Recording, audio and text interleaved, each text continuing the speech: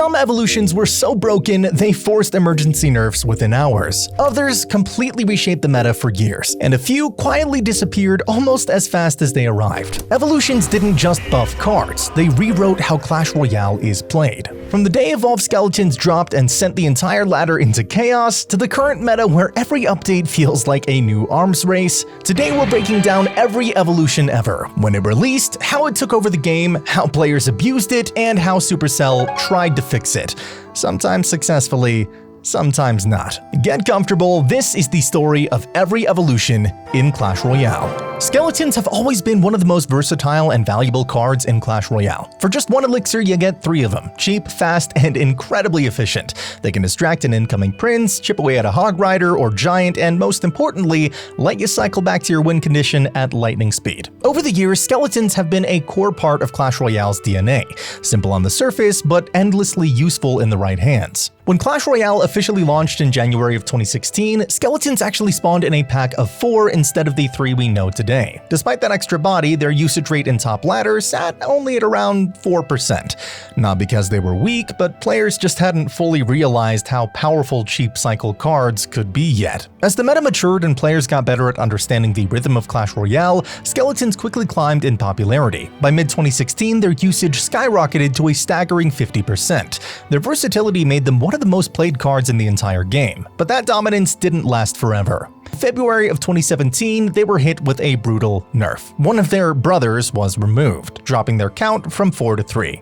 The result? Their usage absolutely tanked, plummeting to just 7%. However, that missing brother didn't stay buried for long. Only a few weeks later, the devs buffed skeletons back to 4 yet again, and the community instantly fell back in love. Their usage shot up to 53%, and by June of that year, they reached an insane 72.5% usage in top ladder, one of the highest any card has ever had. Of course, that kind of dominance couldn't last forever either, and soon after, the devs reverted them back to their 3 skeletons permanently. This time, the 4th brother went on a very long vacation. By September 2017, skeletons hit rock bottom, just 2% usage rate. Almost completely forgotten, but like any good comeback story, they slowly crawled their way back. More than a year later, by December of 2018, their usage crept up by 10% in grand challenges, then 12% by April of 2019, and by the end of the year, they'd reached a respectable 20%. The craziest part, they did it without a single buff. From 2% to 20%, skeletons proved once again that even the tiniest troops could adapt and thrive. That upward trend kept rolling into 2020, where skeletons stabilized at around 29% usage, a sweet spot for being strong, balanced, and essential. But everything changed on June 18th, 2023, when the evolution update dropped. Alongside Royal Giant, Firecracker, and Barbarians, skeletons were chosen as one of the original 4 evolutions, and for the first time in years, they got a massive upgrade. The evolved skeletons brought a completely new mechanic. Each one summoned an extra skeleton with every hit, creating this snowballing chain of chaos that looked terrifying on paper. It was exciting and honestly a little intimidating. The idea had massive potential to redefine how skeletons fit into the meta. But at launch, they weren't exactly meta-breaking. The card needed 3 cycles to activate its evolution, and only a maximum of 6 could be on the field at a time. The extra skeleton restored their old count to 4, which was a fun callback, but those restrictions made them clunky to use. Most matches, you'd only get to evolve them once, maybe twice, and they still died to a simple log or a zap. As a result, their top ladder usage rate sank to just 1.8%. Supercell, though, wasn't done with them. In August of 2023, the devs rolled out some major buffs. The activation requirement dropped from 3 cycles down to 2, the max count increased from 6 to 8, and their hit speed was buffed from 0.5 to 0.4 seconds. These changes made a huge difference. Suddenly, evolved skeletons weren't just a cool concept, they were actually strong. By 2024, their usage had exploded to 31.4%, and even after a handful of nerfs, they still remained one of the most played evolutions in the game. And for this reason, they would be under the dev team's microscope. On January 7th, 2025, the evolved skeletons are set to lose one of their own again, dropping their count back from 4 to 3. And while they can technically help heal the evolved witch when they die, a neat but niche interaction, it's rarely seen compared to cards like Tombstone, Skeleton Army, or Graveyard. For the most part, they've settled into a consistent, balanced place in the meta. During the first half of 2025, skeletons usually weren't evolved in decks like Hog 2.6, since players often prefer to evolve the Ice Spirit or Cannon instead, but recently that started to shift again. In June, the evolved Ice Spirit lost its damage boost, and a few weeks later, its freeze duration dropped from 1.2 seconds to 1.1 per hit. That small nerf was enough to bring evolved skeletons back into 2.6, marking yet another unexpected resurgence for one of the game's oldest and simplest cards. But in October, skeletons would receive a nerf that would make them a little less powerful overall, not killing it by any means, but toning them down a bit. The hit speed went from 1 second to 1.1, making their overall damage per second a little less. Oh, yeah. Yeah. Don't get a shot on the... Wait, one more shot. Yeah! With her insane range and even longer projectile distance, the Firecracker has always been the definition of annoying. She can snipe troops and buildings from the other side of the map, dodge spells, and slip out of danger like it's nothing. Cards with long range are already irritating enough, but the Firecracker takes that irritation to a whole new level thanks to her unique recoil mechanic. After every shot, she launches herself backward 1.5 tiles, a move that has saved her life countless times and ruined just as many spell predictions. And as frustrating as that recoil feels today, trust me, it used to be way worse. When she first released, her recoil was a ridiculous 2 tiles, sending her flying way further after every shot. It doesn't sound like much, but it created some absurd interactions that heavily favored the player using her. Take the bowler, for example. Back then, the Firecracker could completely counter him without taking a single hit. The recoil would launch her back just far enough to dodge every boulder he threw. It was like watching Indiana Jones avoid a trap in slow motion, and that wasn't even the most ridiculous part. She could also fully counter Mega Knight and PEKKA, 2 of the strongest melee units in the game, just by knocking herself out of their attack range over and over. But here's the funniest part. When I use her, she suddenly forgets how to shoot. It's like she gets hit with a 2016 freeze spell. Just stands there, staring at the enemies, doing nothing while my tower melts. Whether you're using her or facing her, one thing is for sure. She is always frustrating. And judging by how many of you commented on that community post I made, yeah, I'm definitely not alone in this feeling. But then came her evolution. And if you thought she was annoying before, oh man! You were not ready for this. The Evolved Firecracker was added on June 19th, 2023 as part of the massive card evolution update, one of the original 4 alongside Skeletons, Barbarians, and Royal Giant. At first, she was completely unhinged. Every one of her sparks could deal stacking damage, meaning if 3 of them hit your Princess Tower, you took damage from each spark individually. That is right, 3 projectiles, 3 separate hits. To make things even worse, she wouldn't die to arrows. A 3 elixir spell couldn't take her out, and her area control was absolutely absurd. She wasn't just strong, she was a nightmare. A few quick updates tried to tame her chaos. On June 30th, 2023, a maintenance break increased her first attack time delay from 0.6 to 0.65 seconds, barely noticeable, but the first step.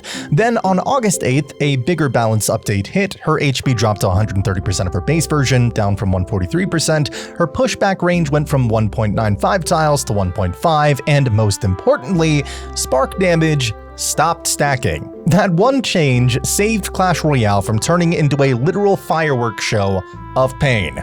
Throughout 2024, the devs continued to tweak her. On May 14th, her big spark duration went from 2.5 seconds to 3 seconds, and her small spark from 2 to 2.5. They also added a 15% slow effect to her sparks, making her even more useful for controlling pushes, though they removed her HP boost in the process. By December 16th, she even got a unique death sound effect because, of course she did, not like she was loud enough already. 2025 brought about even more adjustments. On January 30th, her interaction with Rune Giant was fixed. Instead of giving each attack its own damage boost, the effect was split across all of them. And on August 4th, her sight range dropped from 8.5 tiles down to 8, and her knockback was reduced again from 1.5 tile down to 1. Seemingly small nerf, but it made her easier to pin down, and you won't miss your spells nearly as much. Even after all of that, the Firecracker remains one of the most love-hate cards in the game. She's either the MVP, clearing entire pushes and surviving by a single pixel of health, or she just stands there watching your tower get crushed. But one thing is for sure, her evolution made her more relevant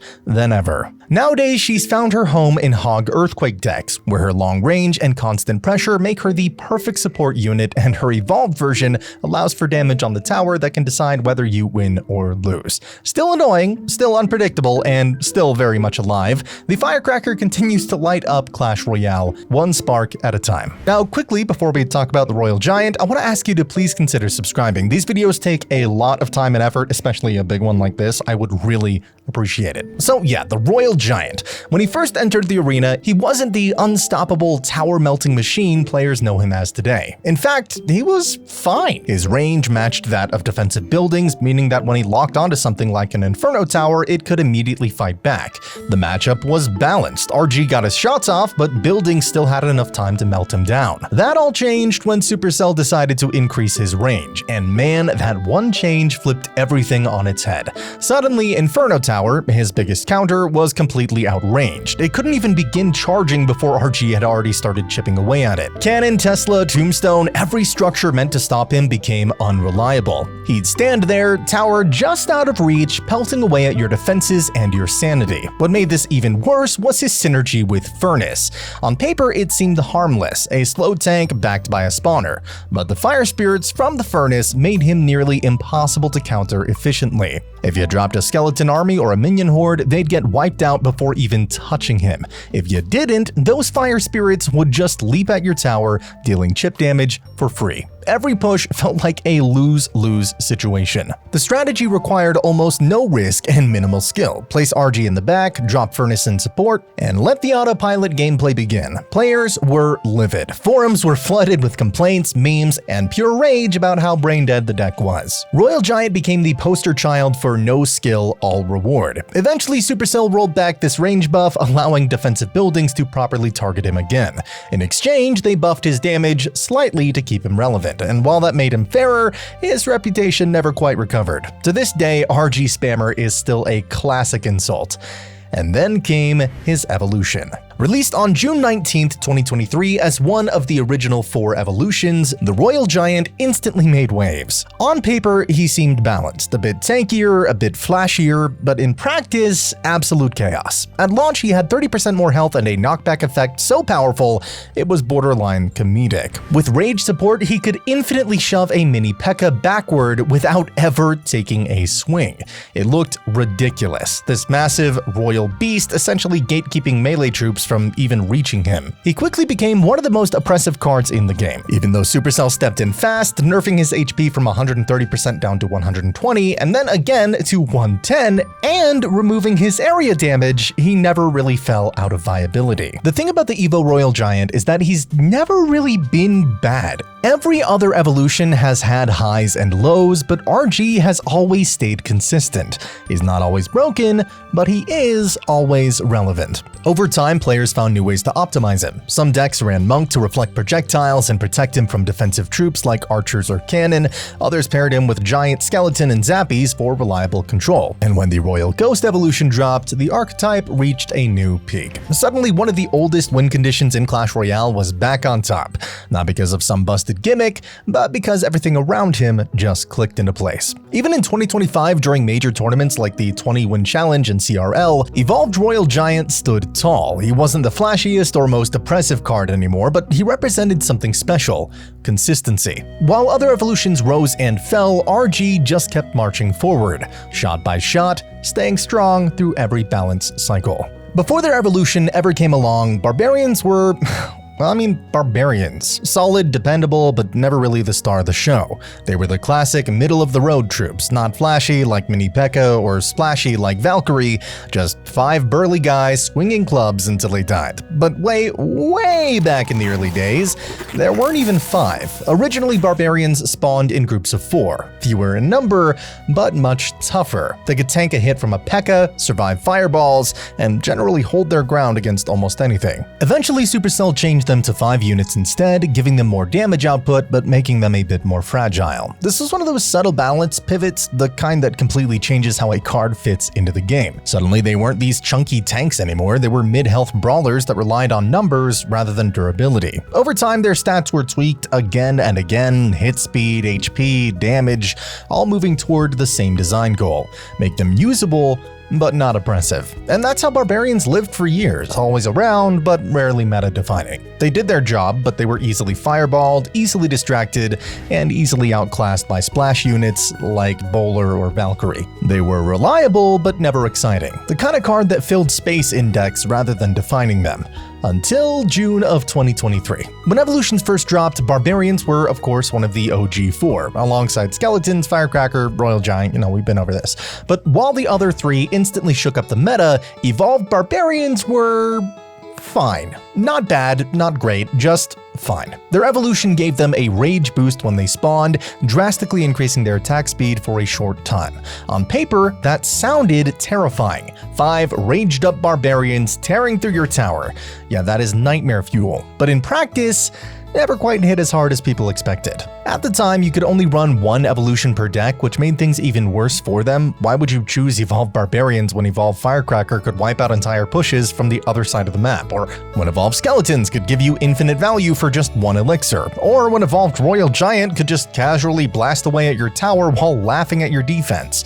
Compared to those, Evo Barbs just didn't stand out. They were strong on defense, sure, but they didn't dominate. Regardless of them being outclassed, they weren't weak by any means. Their evolution fixed a long-standing issue. With the evolution's boosted health, Evolved Barbarians could finally survive a fireball, meaning they weren't instantly deleted in the one matchup they always struggled with. For the first time, you could play Barbarians into Splash and not instantly regret it. They could soak a fireball, keep swinging, and still melt tanks or punish overcommitted pushes. It didn't make them unstoppable, yeah, but it made them reliable, and that alone was a massive step forward. As balance updates rolled in, Evolved Barbarians kept getting nudged up and down. First, their attack speed boost dropped from 50% to 35%, then their HP was cut from 130% to 125%, and then their extra damage was completely removed. In 2024, they got some love again. Their rage duration was extended from 2 to 3 seconds, letting them swing for a little longer before calming down, but Supercell also kept trimming their health, eventually removing their HP boost entirely. By 2025, most of their changes were just polish, minor stat tweaks, and bug fixes. The most recent one even reduced their rage speed to 30%, further mellowing them out. Nowadays, you'll mainly find Evolved Barbarians in Lava Hound decks where their role makes sense. They're tanky enough to defend against ground pushes and fit perfectly into that slower methodical playstyle. Outside of that, though, they never really carved out a consistent meta presence. They're balanced, they're fair, and they're not breaking the game, which for an evolution might actually be a compliment. With the first OG evolutions out of the way, it's time to really dive in. Don't go anywhere yet, it's about to get crazier and crazier. When Mortar first entered the arena back in the early days of Clash Royale, it carried the trappings of a classic siege building. Expensive, slow, but with reach. It initially cost 6 elixir, had huge health, huge damage, and a long range that let it hit towers from across the map. This design made it feel like a heavy commitment. You place it, wait, hope your opponent doesn't punish you, and over time, however, its cost was reduced to 4 elixir, and it received tweaks to its deploy time. In May of 2016, it got a massive deployment delay, going from 3 seconds to 5. In its pre-evolution form, Mortar was often pigeonholed into a cheap siege alternative to the X-Bow. You'd use it to chip away at towers or as a defensive tool that could hit the enemy crown tower if they weren't careful. Its long range made it frustrating to deal with, especially when your opponent used cycle cards and forced you into awkward placements. But it carried drawbacks: slow hit speed, large deployment time, and vulnerability to distraction. It required setup and precise placement. If you misplayed, it was punished. Fast forward to mid-2023, Mortar became the first building to receive an evolution. The evolved version required 2 cycles to unlock its evolved state and introduced a key new mechanic. Every time the evolved Mortar fired, it also launched a goblin alongside the shell. Additionally, upon launch, it enjoyed boosts around 20% HP and a 25% faster fire rate compared to its base version. These changes completely shifted the Mortar's identity. It was no longer purely passive siege or defensive, but it had a more aggressive component. You now had extra output via the goblin hits, faster cycle into tower damage, and threat of both building impact and troop damage. Because of that, the evolved Mortar immediately looked very strong.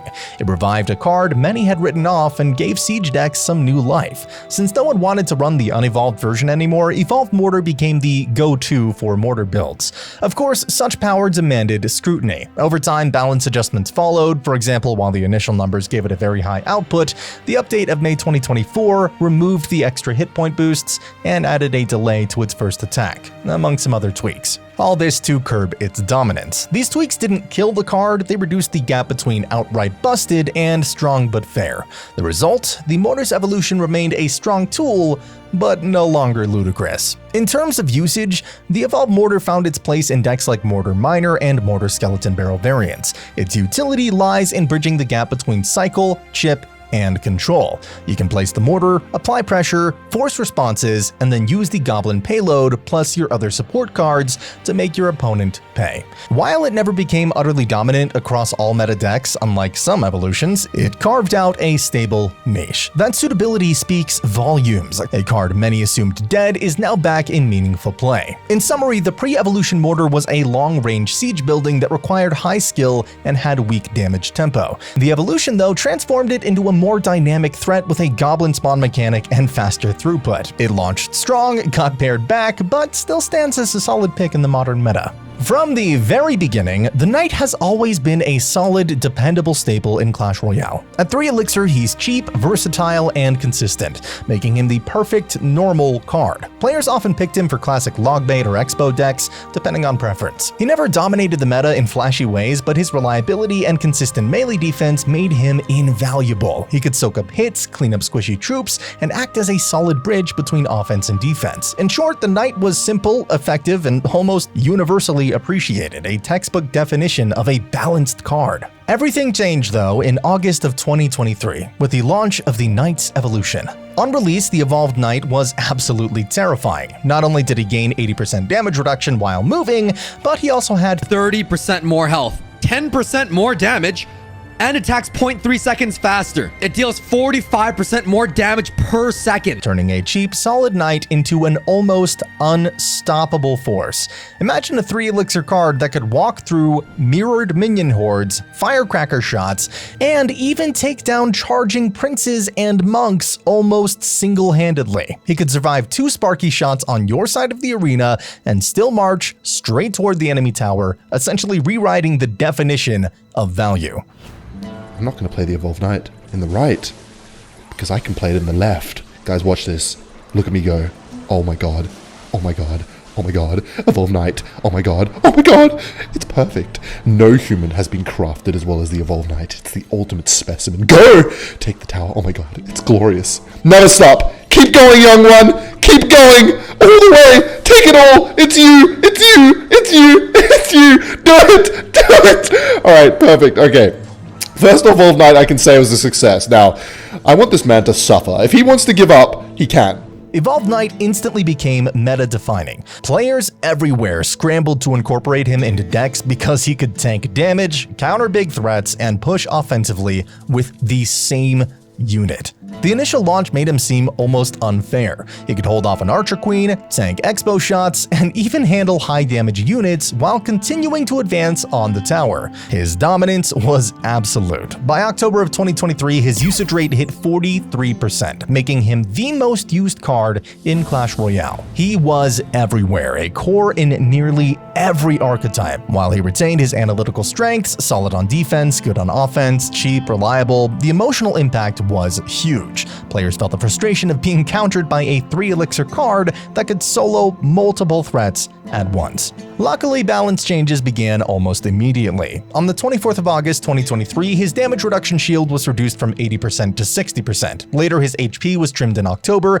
and his attack period slightly increased in November. Even with these nerfs, though, the Knight remained formidable. The initial overpowered launch simply set the ceiling way too high, so the card stayed relevant. By early 2024, tweaks in March and May slowed him slightly and removed his extra damage, making him less dominating, but still a top-tier evolution. The introduction of new threats like Dagger Duchess initially seemed like counters, but the Evolved Knight's tanking ability actually made him even more useful against these units, allowing other troops to push safely. Through mid-2024, the Knight's power was carefully balanced, yet he retained his essential identity, a walkable sponge of value that could soak multiple units while maintaining offensive pressure. By August of 2024, after losing his HP boost entirely and with the shield now at 60%, his usage settled at around 15%. He was no longer an unstoppable nightmare, but still one of the strongest evolution cards, proving that even after the nerfs, a well-designed card could maintain relevance. In the grand scheme of things, the Evolved Knight is a perfect example of evolution done right, a reliable, classic card that gained a significant new identity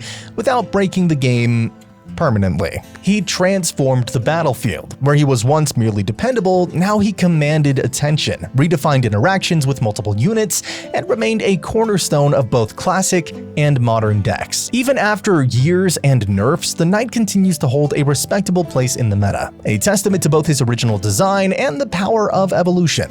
When the Royal Recruits first arrived in Clash Royale in July of 2018, they were an absolute nightmare for opponents. 6 armored soldiers, each wielding a spear and shield. They cost just 6 elixir, insanely cheap for the sheer value they brought. Their horizontal deployment allowed them to apply pressure on both lanes at once, making them excellent at split pushing while countering heavy hitters like Prince, Mega Knight, and PEKKA. At release, the Royal Recruits dominated the battlefield. Each recruit had 440 HP, nearly 5 times that of guards, while dealing respectable damage. Their combination of durability and offensive potential meant that they could tank significant damage while pressuring opponents relentlessly. Social media and forums erupted with frustration, even splash units struggled to stop them, and top players quickly discovered overpowered synergies, like pairing them with 3 Musketeers or Graveyard for nearly guaranteed wins. However, their reign was short-lived. Just 1 week after release, Supercell dramatically increased their elixir cost from 6 to 8 without boosting damage or health.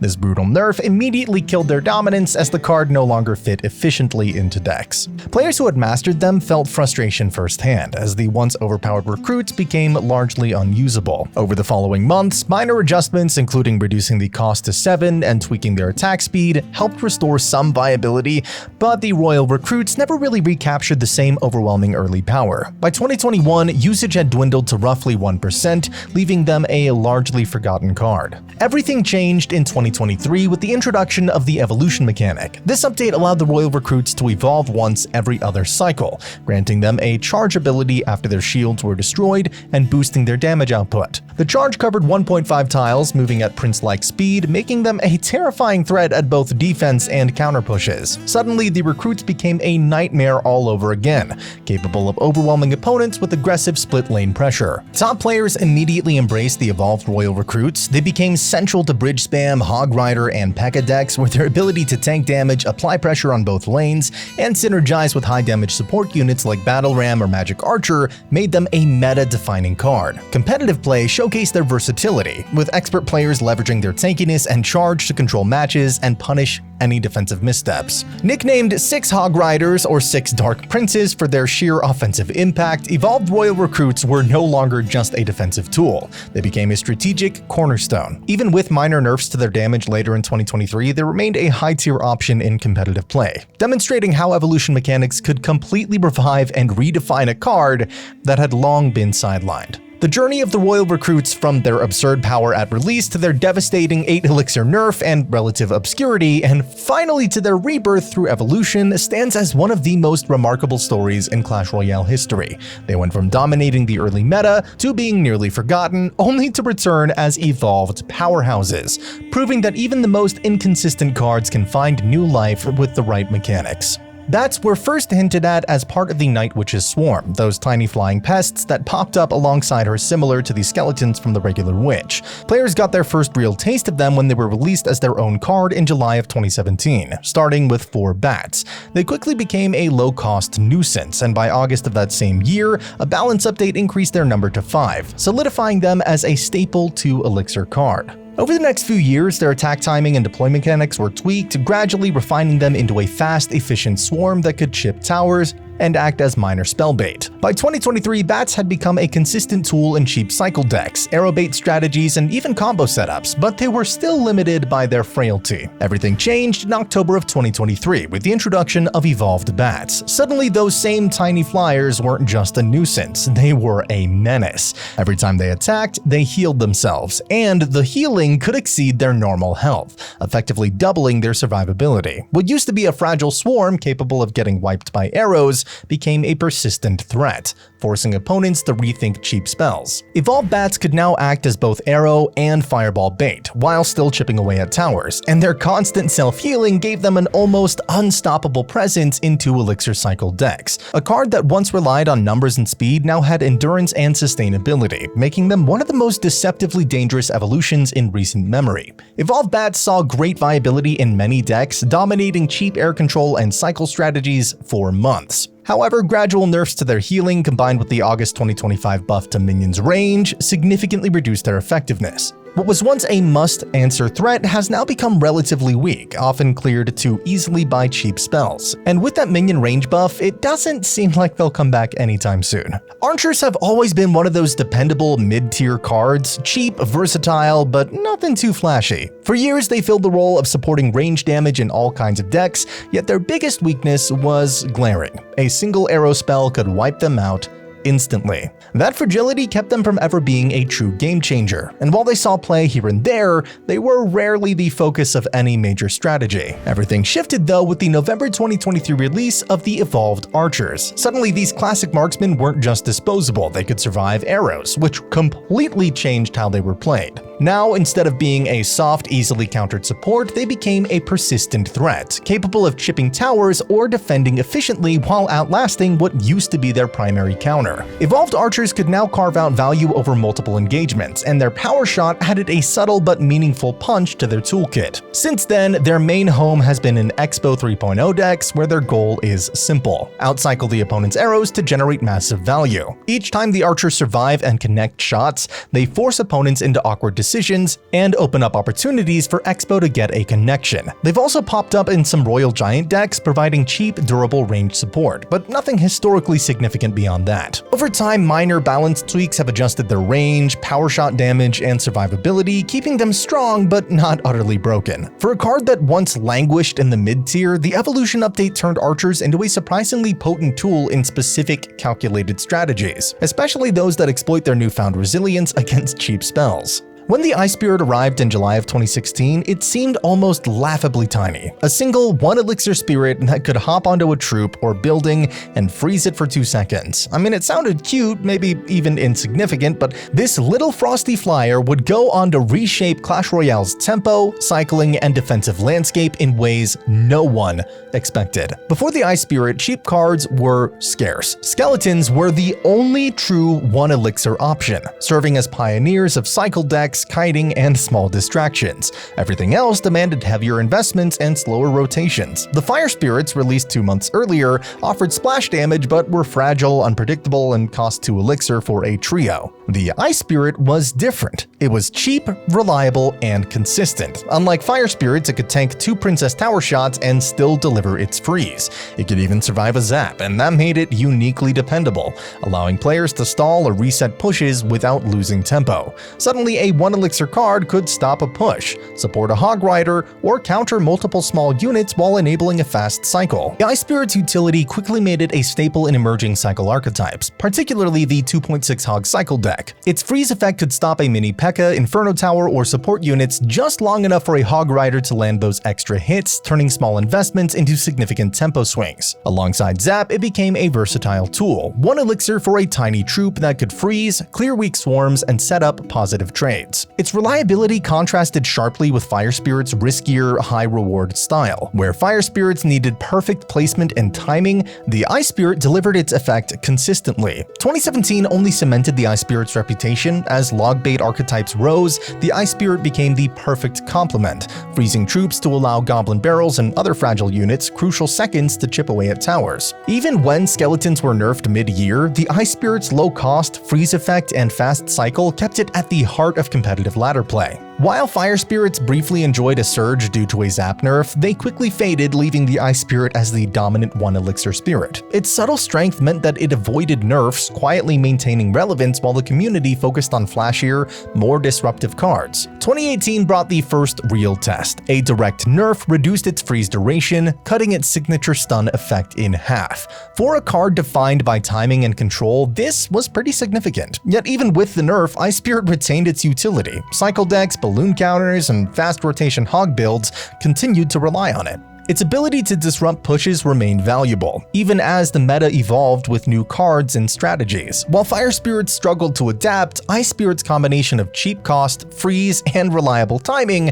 kept it relevant. Throughout 2019 and 2020, the Ice Spirit continued as the quintessential 1 Elixir cycle card. Its niche, stopping or slowing pushes, resetting charges, enabling fast cycles, remained unmatched. Even as the Electro Spirit appeared in 2020, offering area stuns for multiple targets, players often favored the Ice Spirit for precise single-target freezes. Its role in 2.6 Hog Cycle, Expo 3.0, and other fast cycle decks kept it at the core of many ladder strategies. The Heal Spirit arrived as a niche utility option, but nothing displaced the Ice Spirit's combination of versatility, reliability, and minimal cost. The introduction of evolutions in late 2023 briefly shook things up. Ice Spirit received an evolution that allowed it to freeze and deal damage 3 times over a multi-card cycle, and while the initial requirement of 3 cycles limited its practical use, a quick adjustment to just 2 cycles hinted at its potential as a near spell for 1 Elixir. Still, with limited evolution slots, most players preferred evolving higher impact cards like Royal Giant or Royal Recruits. Even so, the evolved Ice Spirit underscored how far this tiny card had come, from a simple freeze tool to a versatile high-value strategic option. By 2024, its role as the ultimate 1 Elixir utility card was pretty undeniable. With 2 evolution slots allowed, the Ice Spirit became a staple in nearly every deck that could afford it, valued not just for freezing but also dealing reliable chip damage. Its consistency and flexibility cemented it as the premier cycle card, a dependable counter, and an enabler for a wide range of decks. Meanwhile, Fire Spirit and Heal Spirit maintained niche roles, but none could match the Ice Spirit's ubiquity. Heading into 2025, the Ice Spirit remained a top-tier choice for cycle-heavy decks, stalling pushes and supporting fast-paced strategies. It wasn't flashy or dominant in raw damage, but its utility was unmatched. Players continued to rely on its freeze to disrupt units, reset charges, and maintain tempo across countless archetypes. With a freeze duration nerf in August, the Ice Spirit Evo has gotten a little weaker, but I wouldn't say it's bad now. It just comes down to preference now on picking this Evo instead of it being a must-have. The Valkyrie has always been one of Clash Royale's most reliable mid-cost troops. Pre-evolution, she excelled as a 4 Elixir splash damage unit capable of clearing swarms and punishing clumped units. Her spinning attack made her a natural counter to Goblin Gang, Skeleton Army, and even small support troops hiding behind tanks. Valkyrie's durability allowed her to survive more than 1 tower hit, giving her consistent value in trades and enabling players to stabilize the arena during mid-game pushes. She was especially effective in defensive setups, providing a solid counter to Hog Riders and Royal Hogs, while also pairing well with cards like Mini PEKKA or Baby Dragon for counter pushes. While strong, the pre-evolution Valkyrie had her limitations. Her spin radius and movement meant she sometimes struggled against high-pressure, fast cycle decks. She could be distracted or bypassed by cheap swarms or ranged support, and against massive tanks like Golem, she often served only as chip damage or a temporary stall. Nevertheless, she earned a reputation as a versatile, dependable tool in both ladder and competitive play, often forming the backbone of control or mid-range beatdown decks. Everything changed with the evolved Valkyrie. The evolution amplified her defensive and control capabilities to a whole new level, turning her from a reliable splash troop into a strategic area-controlling powerhouse. Her tornado ability allows her to manipulate enemy positioning while simultaneously dealing damage, killing swarms like bats and skeletons instantly and pulling larger units into the kill zone of her spin. Hog Riders, Royal Hogs, and even Golems can be redirected, buying precious seconds for your tower to handle the threat or giving your support troops time to turn defense into a counter push. This ability to disrupt entire pushes single-handedly is what sets the evolved Valkyrie apart. Where the classic Valkyrie might stall a bridge push, the evolved Valkyrie can dictate the pace of the lane. Her spin combined with the tornado ensures that units are grouped for maximum efficiency, making her a nightmare for opponents relying on clumped troops or predictable attack patterns. She excels in hybrid control decks, where maintaining tempo and managing enemy placements is crucial, and her consistent value makes her equally formidable on both defense and in launching counteroffenses. Even with several balance tweaks throughout 2024 and 2025, including adjustments to hit points, tornado damage, and post-death sound cues, the evolved Valkyrie's strength remains her area control. She isn't just a defensive card, she's a tactical tool capable of reshaping the battlefield through timing, placement, and disruption. Whether it's clearing swarms, pulling tanks away from your tower, or resetting the flow of a push, she forces opponents to play around her every move. In the right hands, the evolved Valkyrie can turn chaotic engagements into manageable counters. Her presence alone demands respect, creating opportunities for counter pushes while punishing overextensions. From her origins as a solid, dependable splash troop to her current role as an area-controlling strategist, the Valkyrie has consistently proven her worth, and with her evolution, she's become one of the most impactful control cards in the game. The Bomber's journey in Clash Royale is one of the most fascinating evolutions in the game's history. No pun intended. When it first debuted in January of 2016, it cost 3 elixir and struggled to find relevance. Its area damage to ground units was promising, but low hit points, low attack speed, and limited reach made it a pretty fragile option. Early buffs over the first few months improved its damage and range, but the Bomber remained overshadowed by other 3 elixir units like the Mega Minion, which offered more durability, higher damage, and it flew.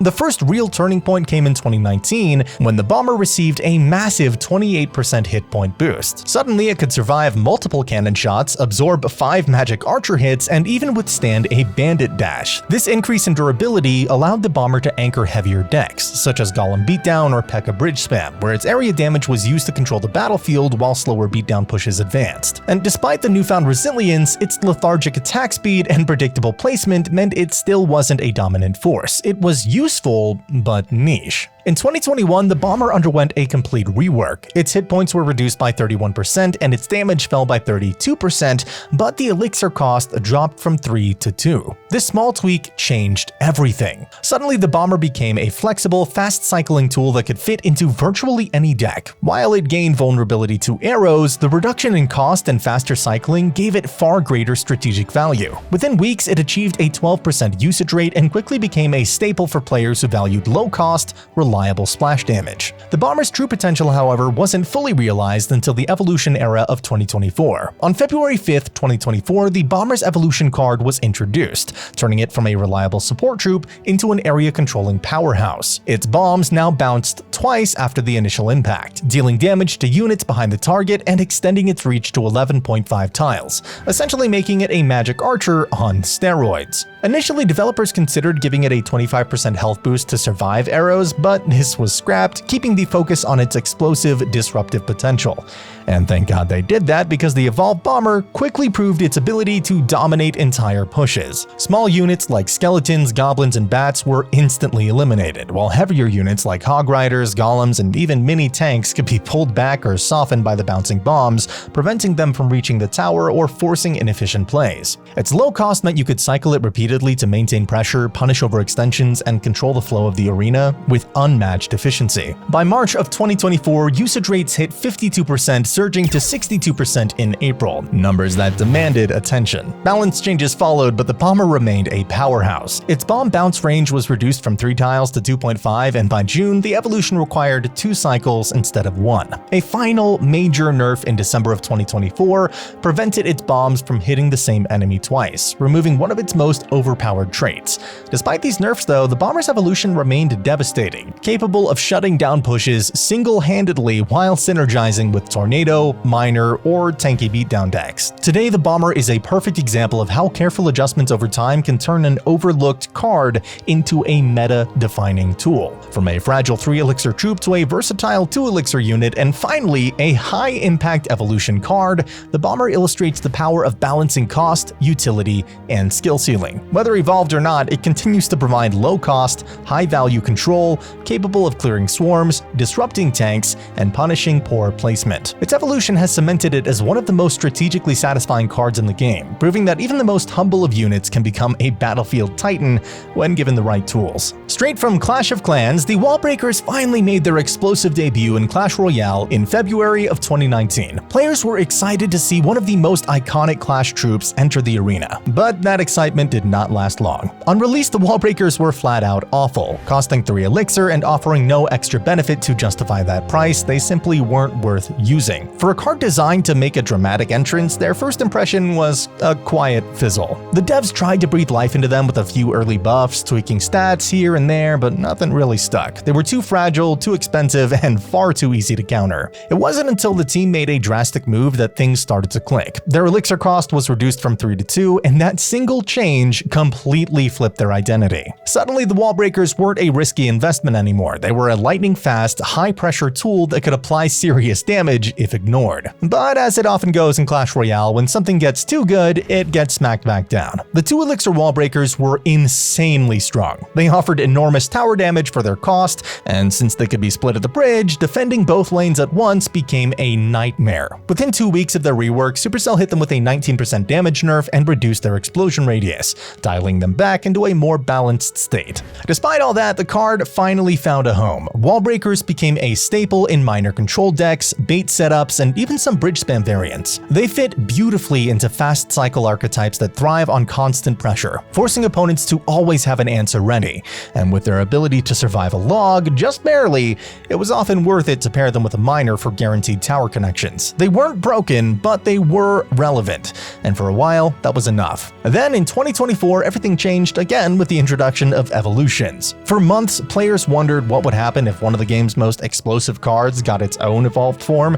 The answer came soon after, and it didn't disappoint. The evolved wall breakers became the first epic card in the game to receive an evolution, and visually, they were a total treat. Riding on a massive rolling barrel bomb, their design was directly inspired by the Super Wall Breaker from Clash of Clans. Functionally though, they were terrifying. Once that barrel lost all its hit points, the wall breakers would jump out as runners, holding sticks of dynamite as they charged toward the tower. And unlike their base form, they didn't just die to a single spell. Arrows could no longer take them out completely. After being hit, the runners would still survive with a sliver of HP and often make it all the way to the tower. The tiny detail that made them lethal. To tone things down, the dev team reduced the runner's tower damage by 50%, but increased their movement speed from fast to very fast. The result was a card that was still incredibly threatening, but a bit less oppressive on offense. The fun twist, though, was how the death damage from the rolling barrel worked. It essentially turned the evolved wall breakers into a hybrid between an offensive threat and a defensive tool. When placed smartly, they could wipe out swarms or punish overcommitments, functioning almost like a mini fireball for 2 elixir. In January of 2025, the card got another adjustment that took things even further. Their death explosion started dealing 50% more damage, but only to troops nearby, not towers. This redefined their role once again, making them stronger on defense while keeping their offensive potential in check. Nowadays, the evolved wall breakers are one of the flashiest and most satisfying evolutions to watch in action. Whether they're breaking through defenses with pinpoint miner support or cleaning up a counter push with their barrel explosion, they've managed to carve out a unique spot in the meta. From one of the worst releases in Clash Royale history to one of the most creative evolutions the game has ever seen, the wall breakers have truly blown up, literally and figuratively. When Clash Royale launched, the Tesla was one of the game's simplest yet most overlooked defensive buildings. It cost 4 elixir, popped out of the ground to zap troops, and then ducked back down to avoid spells. On paper, that was clever, a structure that could stay alive longer by dodging attacks. But in practice, it just didn't feel strong enough. Its damage was unimpressive, and its hit speed was too slow to justify its cost. For a while, the Tesla was practically forgotten, overshadowed by the Cannon and Inferno Tower. Both offered more immediate value. Cannon was cheaper and faster, while Inferno melted tanks. Tesla was sort of stuck in the middle, never bad, but never a standout. That started to change in late 2018 and early 2019, when the rise of Expo 2.9 cycle decks gave Tesla a real purpose. Its ability to rest and hide underground between enemy pushes made it perfect for a slow, control-oriented game plan. Suddenly, it wasn't just a mediocre building, it was the defensive backbone of one of the most annoying decks in the game. Tesla's real turning point came in 2020, when it became a top-tier defensive structure across several metas. It worked beautifully in both Hog Cycle and Siege archetypes, providing cheap, reliable defense that synergized with Tornado and Ice Spirit. For years, it was the go-to option for players who wanted consistent defense without the volatility of Inferno or Bomb Tower. That success didn't come without its balance changes though. Tesla's hit speed was first increased to make it attack faster, then later slowed back down in 2023, going from 1.1 seconds to 1.2. A small but noticeable nerf meant to curb its dominance in rocket cycle decks. Despite that though, Tesla's reputation as the safe building stayed strong. Reliable, consistent, and incredibly annoying to break through when paired with solid cycling. Then in March of 2024, Clash Royale entered the evolution era, and Tesla got one of the most interesting evolutions to date. The evolved Tesla completely redefined what a building could do. Upon activation, it unleashed an electric storm effect around itself, dealing area damage to nearby troops while maintaining its normal zap attacks. This made it devastating against swarms and ground pushes alike, giving it defensive power few cards could match. At release, the evolved Tesla was an instant hit. Its usage rate in grand challenges reached 14%, an absurd number for a building card. Players quickly realized that its combination of splash damage, durability, and range made it an all-in-one defense. It could handle ground and air units, clean up pushes, and even deal chip damage to supports that wandered too close. But as with most overperforming evolutions, the nerfs came fast. The evolved Tesla received several tuning passes throughout 2024. Its hit speed, HP, and storm damage were all adjusted to tone down how oppressive it was in control decks. Despite that though, it remained one of the most defining evolutions of the year, not because it was broken, but because it made Tesla fun again. What made Evolved Tesla special wasn't just its raw stats, it was how it felt to use. Regular Tesla was always passive. You placed it, it hit, and it shot things. The Evolved version was aggressive, almost alive. It could completely control the flow of the match, wiping out support troops and stabilizing defenses that would have otherwise collapsed. It wasn't just a structure anymore, it was a shockwave of map control. Even in late 2024 and into 2025, Tesla continued to receive small tweaks. The evolution was refined to better balance its offensive and defensive potential. And while newer evolutions started stealing the spotlight, Tesla remained a core defensive tool for players who understood positioning and timing. By 2025, the evolved Tesla had settled into a fair, healthy spot in the meta. It wasn't the overpowered monster it had been at launch, but it had cemented itself as one of the best designed evolutions in the game, one that actually enhanced the card's identity instead of replacing it. Tesla was always about smart defense and value trades, and its evolution amplified that perfectly. From forgotten building to meta staple,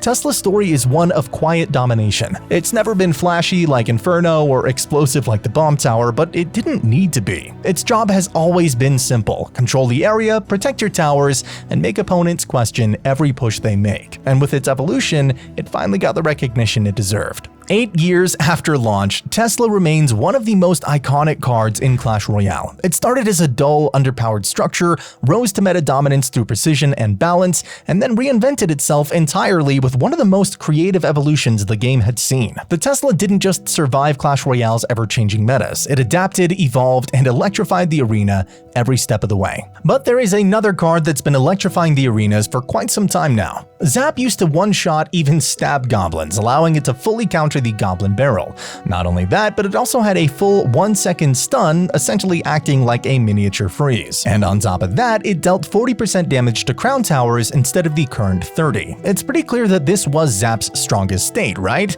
Well, yeah, but there is one catch. Its stun didn't affect the Inferno Tower. Still, that didn't stop Zap from being one of the most reliable and versatile cards in Clash Royale's early years. Since its introduction in 2016, Zap has only been nerfed. Every update chipped away at something: its stun duration, its tower damage, its utility.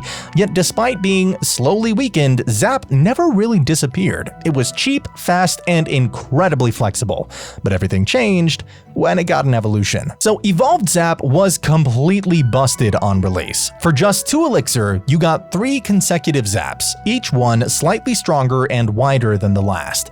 The first would strike normally, the second hit a bigger area, and the third covered almost half the arena, resetting everything in its path. That meant that if you hit something like a Sparky or Inferno Dragon, it would get reset not once, not twice, but 3 times. And because there was no damage drop-off, those later strikes could wipe out troops like the Mother Witch or even the Magic Archer. It was ridiculous. You could clear swarms, reset tanks, stop pushes, and still hit the tower for chip damage, all with one card. Players immediately called it one of the most broken evolutions ever released. The ability to get 3 zaps for the price of 1 completely redefined how certain decks worked. It wasn't just a reactive spell anymore, it became an offensive weapon. Lava Hound players especially loved it, pairing it with balloon pushes to stun and clear everything in their path. And when you're running a deck that depends on one big push connecting, having an evolution that can instantly erase all distractions is kind of insane. Of course, this level of power did not last long. The first big nerf hit hard, reducing its overall damage and removing the ability to chain 3 strikes. The Evolve Zap now only fires 2 zaps instead of 3, instantly cutting its control potential in half. The radius of the second strike was also reduced, and the spell's damage was scaled back to make sure it couldn't completely erase medium health units anymore. Players were furious at first, but the truth is, it kinda needed it. The original Evo Zap was dominating every single matchup that relied on Inferno cards, Sparky, or Swarms. Still, even after all those nerfs, Evolved Zap remained a solid, well-designed card. It no longer was the game-breaking reset machine it once was, but it was still a versatile option in decks that benefit from fast cycling and controlled resets. It found a permanent home in Lava Hound decks where the evolution provides exactly what the archetype needs: reliable air support clearing and extra stun time to let your balloon connect. But it also sees occasional play in other setups like minor control or giant decks, where those extra stuns can buy just enough time for a win condition to break through. The general community sentiment has cooled over time. Players agree that the nerfed version feels fair, but many still miss that raw chaos of that first iteration. The 3 zap chain made the card flashy and fun to use, even if it was absolutely broken. But that is the story of Zap in a nutshell, from one of the strongest, simplest spells in the game's history to one of the craziest evolutions ever released, and finally settling somewhere in the middle. Whether you loved it for its original one-shot Goblin Barrel days or the time it could reset half the board 3 times in a row, Zap has always had a spark of power behind it. The Battle Ram has always had a solid niche in Clash Royale, especially in PEKKA bridge spam decks where its fast charge and 2-troop push helped create consistent pressure. It even had moments in 3 Musketeer decks where its ability to tank hits and chip damage made it a surprisingly reliable support tool. But the card's true potential wasn't realized until its evolution was released in April of 2024. The Evolved Battle Ram works by turning the push into a continuous threat. Once it starts charging, anything it comes into contact with takes moderate damage, and small to medium troops are knocked back 2 tiles. Upon connecting with its target, the ram knocks itself back and deals double its regular connection damage, repeatedly ramming into the target until either it or the target is destroyed. Each connection deals the same double damage, making it a relentless mini siege engine. When the ram finally breaks, 2 evolved barbarians emerge from underneath, extending the push and keeping that pressure on the opponent. The evolution didn't create entirely new decks or archetypes, but it made the battle ram stronger in the decks where it was already good. PEKKA bridge spam in particular benefited as the ram could now apply even more consistent pressure while backing it up with additional troops from the evolution. It was a natural upgrade that amplified the card's existing role without fundamentally changing the meta, making the battle ram a more fearsome and reliable tool for bridge spam strategies than ever before. The Wizard has always been a solid support card in Clash Royale's early days. In beta, it could handle minions, baby dragon, and even groups of barbarians with ease, making it a reliable choice for dealing with swarms. But after those early days, it pretty much fell off. For nearly 8 years, the Wizard struggled to find a role. Alongside cards like the Barbarian Hut, it was consistently one of the worst cards in the game, suffering from poor survivability and lackluster value. Players just didn't pick it, and it became a forgotten staple in the shadow of more versatile and cost-efficient options. That all changed though with the introduction of evolutions. On May 6th, 2024, the Evolved Wizard entered the game, and suddenly this long-neglected card became relevant again. The evolution fundamentally strengthened the Wizard's defensive and offensive capabilities. Now when its shield is broken, it releases a ring of fire that deals significant damage while pushing back enemies. Originally an insane 4-tile pushback. This made the Evolved Wizard not only a strong counter to swarms, but also a tool for controlling the battlefield in ways the old Wizard just never could. The Evolved Wizard's release was followed by a series of tweaks throughout 2024 and 2025. In May of 2024, its shield hit points were increased by 18%, giving it more survivability. By July, the shield was slightly nerfed, and in August, it saw a trade-off. Shield hit points decreased, but the Wizard's overall health increased by nearly 5%, improving its durability in extended battles. October saw the shield's death pushback reduced from 4 tiles to 3, slightly lowering its crowd control potential. Even in December of 2024, a small sound effect was added for extra flair when it died. Evil Wizard! In 2025, the Evolved Wizard continued to receive minor adjustments. Its health and shield were slightly buffed in March, while its shield death damage was fine-tuned. By June, the death damage was increased by 22%, making the post-shield explosion even more threatening. These updates helped the Evolved Wizard stay relevant without breaking the balance of the game. On release, the Evolved Wizard immediately stood out as a strong card. Its biggest weakness, being vulnerable to poison and fireball, were much less punishing, as the shield and ring of fire allowed it to trade favorably with these spells. Its area damage and pushback gave it a unique way to disrupt enemy pushes, controlling both space and tempo in a way the old wizard just never could. Suddenly, a card that had languished in obscurity for nearly a decade was back, proving that evolutions weren't just cosmetic. They could completely revive underperforming cards and make them competitive again. The Goblin Barrel has long been a staple for direct tower chip damage, a fast, low-cost way to apply pressure and force your opponent to respond. Its most significant changes came back in 2016 when impact damage was removed and its cost was reduced from 4 elixir to 3. After that, the card mostly received minor nerfs to damage and hit speed, but its core role as a cheap, reliable source of tower damage remained intact. Players relied on its predictability and efficiency. Whether cycling it behind a tank, baiting out spells, or simply chipping away at the tower, Goblin Barrel has always been a tool that demanded attention. That all changed on June 3rd, 2024, with the addition of the Evolved Goblin Barrel. Deploying it now launches a second barrel alongside the first, landing on the mirroring tile on the opposite lane. When the second barrel hits the ground, it spawns 3 decoy goblins. These decoys have very low health, but deal the same damage as regular goblins, creating a layer of confusion for the opponent and forcing them to make tough decisions about where to spend their elixir. At first, the evolved version felt underwhelming because it was relatively easy to identify which barrel was real. However, as players experimented, its potential became clear. By forcing opponents to consider both barrels and account for the decoy goblins, the Evolved Goblin Barrel introduced some new strategic depth. Even though it didn't fundamentally change the card's purpose, it added a layer of unpredictability. Decks could now apply pressure more subtly, making it difficult to defend with the same efficiency, and split lane tactics became possible without losing its traditional chip damage role. A minor visual effect was added in January of 2025 to briefly distinguish decoys from the real barrel, but this didn't remove the confusion entirely. The Evolved Goblin Barrel didn't reinvent the card, but it enriched its playstyle. It rewarded careful timing, baiting, and pressure management while keeping the Goblin Barrel's identity intact: fast, punishing, and always threatening to the tower. By combining its original purpose with the tactical complexity of the evolution, the card became both familiar and refreshingly versatile, making it a must-consider in modern decks. The Goblin Giant has always been a hybrid threat, a tanky body paired with goblin spawns that chip away at towers. In its early days, it was mainly used in support roles, often alongside Sparky, soaking hits and distracting defenses while delivering some steady damage. It was decent, but never truly game-breaking, mostly filling a niche as a lane pusher with a little extra utility. Of course, that all changed with the Evolution release. The Evolved Goblin Giant's core ability made it much more threatening.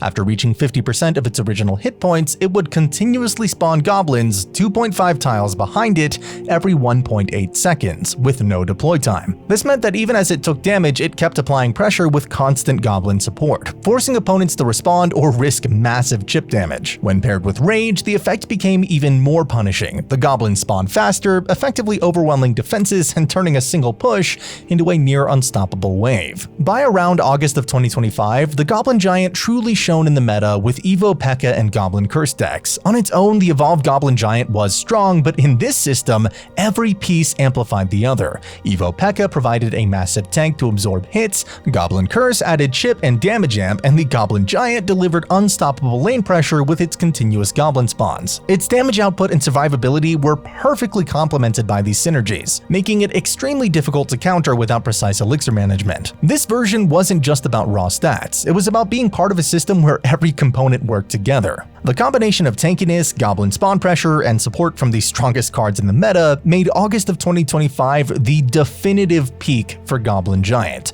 turning it into one of the most brain-deadly effective threats of its era. The Goblin Drill has always been one of Clash Royale's most chaotic and unpredictable cards. From the moment it first hit the game, it was an absolute nightmare for opponents. Unlike most ground units, there was no spawn delay. The moment the drill reached your tower, a goblin would jump out and immediately start stabbing, dealing instant damage. On top of that, the drill burrowed 25% faster than normal, making it incredibly difficult to react in time. And if that wasn't enough, it spawned 3 more goblins upon destruction. Defending against it without a log or well-timed spell was nearly impossible. The story of the Goblin Drill, however, goes far beyond raw stats. Its history is riddled with glitches, bugs, and twists that only a few players ever fully appreciated. Its conceptual origins date back to December of 2018, when retired developer Seth revealed scrapped card ideas at a conference in Finland. Among concepts like the Ancient Minion and Prison Goblin, now the Goblin Cage, a prototype resembling the drill, essentially a Trojan horse filled with goblins, stood out.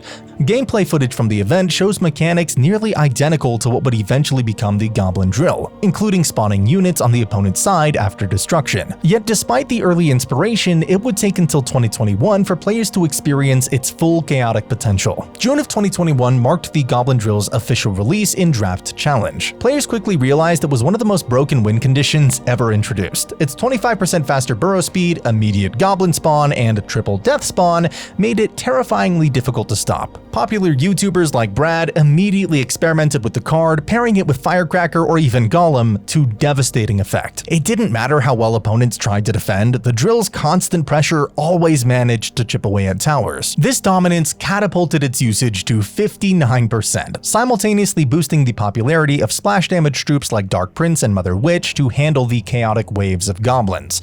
Bowler emerged as the top counter, able to take out both the drill and its spawned goblins while supporting counter pushes, cementing its value in drill-based decks. By 2022, the Goblin Drill entered a new era of wild interactions. A mirror bug allowed players to stack 2 drills on top of each other, leaving opponents blindsided by some double drill pressure. In 2v2 matches, teammates could even stack drills in the same spot, creating insane defensive synergy. The drill also paired exceptionally well with the newly buffed Electro Giant, as strategic Inferno Tower placements and drill pulls could completely neutralize otherwise devastating pushes. Its popularity surged, with usage rates hitting 11% mid-year and win rates of 56%, demonstrating that even after nerfs, drill decks could dominate when executed correctly. Despite all of the nerfs, slower burrow speed, increased first spawn time, and reduced death spawns, the Goblin Drill remained viable throughout 2023. Skilled players like Muhammad Light adapted, combining it with Golden Knight and Magic Archer to create nearly unstoppable lane pressure. Mid-2023 brought the Evolution era, and the Goblin Drill became even more fearsome. Evo Firecracker, Evo Knight, and even the Little Prince synergized with drill decks, turning them into near unstoppable combinations. Evo Archers offered insane damage coverage, while Evo Skellies provided cheap, resilient defense. At its peak, drill decks boasted win rates as high as 84% and could split pressure across lanes effortlessly. In 2024, the Goblin Drill finally received its own evolution. The Evo Goblin Drill retained all the original chaos but introduced even more strategic depth. Players quickly realized its potential. The drill's lifetime was increased, first spawn delay reduced, and combined with the other Evo cards like Bomber or Goblin Demolisher, it became an offensive powerhouse. The Evo Goblin Drill could pressure multiple lanes while providing reliable chip damage and synergy with high damage support cards like Evo Tesla. Top ladder players like Ian77 dominated with these decks, cementing the drill's place in the meta once again. However, the Evo Goblin Drill wasn't perfect. Early release testing revealed it was insanely overpowered. The second and third drills would spawn multiple goblins, creating confusion and massive board pressure. Developers nerfed these features prior to public release, limiting extra drills to a single goblin each. Later in October of 2024, these secondary drills were removed entirely, making the evolution arguably one of the worst in the game. Today, for most players, the unevolved Goblin Drill remains superior, as the Evo version fails to match the flexibility and raw chaos that made the drill famous. From its prototype days in 2018 to its evolution in 2024, the Goblin Drill has remained a uniquely disruptive and versatile card. Its legacy is one of broken mechanics, ingenious combos, and meta-defining moments, a perfect example of how Clash Royale's evolving design can transform even the simplest goblin into a tactical nightmare. The Goblin Cage has always been a solid, dependable defensive option, but its evolution in August of 2024 completely shifted its identity. Before the Evo, the Goblin Cage's main appeal was simple yet effective. It could distract and slow down heavy tanks, giving your crown towers and other troops time to chip away at pushes. It was reliable against medium health win conditions like the mini PEKKA or Prince, but it didn't really dominate the battlefield. Its value was situational. It worked best as part of a deck that could capitalize on its distraction and spawn timing, but it wasn't a game changer. Everything changed with the addition of the evolved Goblin Cage in the August 2024 update. The Evo transformed the card from a decent defensive building into a far more aggressive and punishing option against heavier ground units. When a ground troop comes within 3 tiles of the evolved Goblin Cage, it is immediately dragged in and attacked by the evolved Goblin Brawler, who deals 10% more damage than the regular Goblin Brawler. While the captured troop is inside the cage, it cannot attack, effectively nullifying threats like mini PEKKA, Prince, and even medium tanks. This ability gave the Goblin Cage an edge it never had before, allowing it to shut down pushes that would have previously required multiple defensive cards. Over time, minor balance adjustments refined the Evo. The Lucky Drops 2.0 update in February of 2024 fixed some bugs with the evolution itself, while the October 2024 balance update reduced the attack interval from 1.1 seconds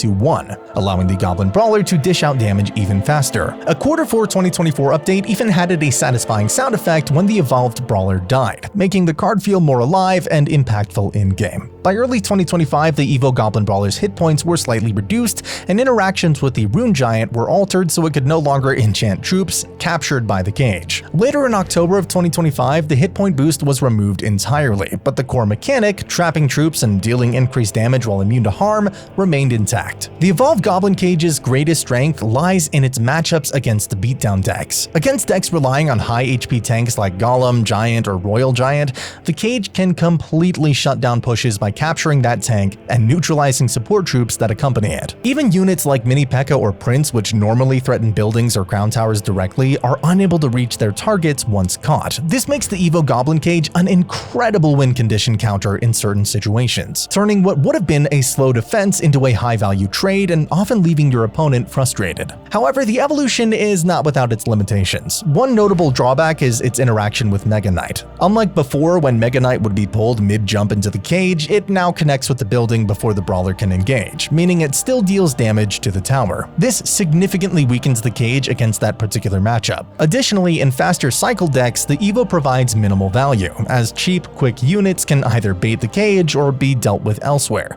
leaving the evolved mechanics essentially wasted. In these scenarios, the unevolved Goblin Cage can be just as effective, or even preferable, because it cycles faster and doesn't rely on high-value trades to justify its presence. Ultimately, the evolved Goblin Cage is a situational powerhouse. Against slower, heavier decks, it can completely dictate the flow of a push, giving players the chance to counter tanks and take control of the lane. Against fast, cheap cycle decks, it is far less impactful, often providing little more than a distraction. It's this situational strength that makes it such a unique card. Not universally dominant, but capable of single-handedly swinging a matchup when played in the right deck and against the right opponent. The evolution didn't make the Goblin Cage broken. It made it sharp, precise, and deadly in the right context.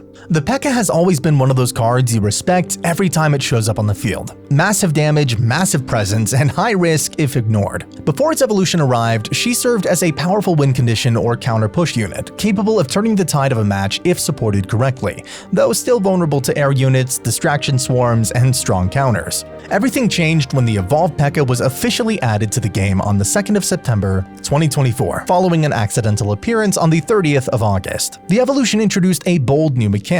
After dealing the final blow to any troop or building, a butterfly would spawn around her sword, immediately healing her based on the defeated unit's hit points. This healing could even overheal, granting up to an additional 66% of her max hit points. In practical terms, the PEKKA no longer just survived pushes. She could grow stronger mid-match, becoming a snowballing threat capable of swinging games far beyond her original durability. At first, this felt almost unfair. Every kill from small unit to building replenished her health, meaning she could outlast outlast typical counters and create enormous tempo swings. Players quickly discovered that pairing Evo PEKKA with heavy tanks, healing buffs, or spawn pressure cards created decks capable of overwhelming opponents who lacked the right tools or timing. Usage and win rate statistics reflected her dominance as players built entire archetypes around her. To curb this power, multiple balance tweaks followed. On October 8, 2024, her healing per KO dropped from 12.5% to 10%, then again to 7.5% on the 14th of November. On the 8th of January 2025, the healing mechanic was updated to scale with the target's hit points rather than a flat value, and a maintenance break on the 30th of January corrected those values. On the 4th of February, her attack range was decreased from 1.6 tiles to 1.2, reclassifying her as melee medium. In May of 2025, the healing per KO was slightly increased for small, medium, and large units, 13%, 8%, and 2% respectively, fine-tuning her role without returning her to her oppressive levels. Each of these changes reflected how potent the evolution had proven to be, a card capable of defining entire decks. One of the decks that really showcased Evolved PEKKA's potential paired her with a balloon plus freeze win condition, combining defense, counter push, and offensive threat. The main goal was simple: get the balloon to the tower, use freeze to neutralize buildings, swarms, or ranged troops at the perfect moment. Support troops like Ice Wizard and Electro Dragon slowed or stunned attackers, improving both defensive control and counter push power. Electro Dragon particularly benefited from the meta shifts, as nerfs to cards like Goblin Stein reduced lightning usage, making him a harder to counter target. Evolved PEKKA anchored the deck, absorbing major ground threats, from bridge spam swarms to tanks like Golem, and transitioning seamlessly into counter pushes.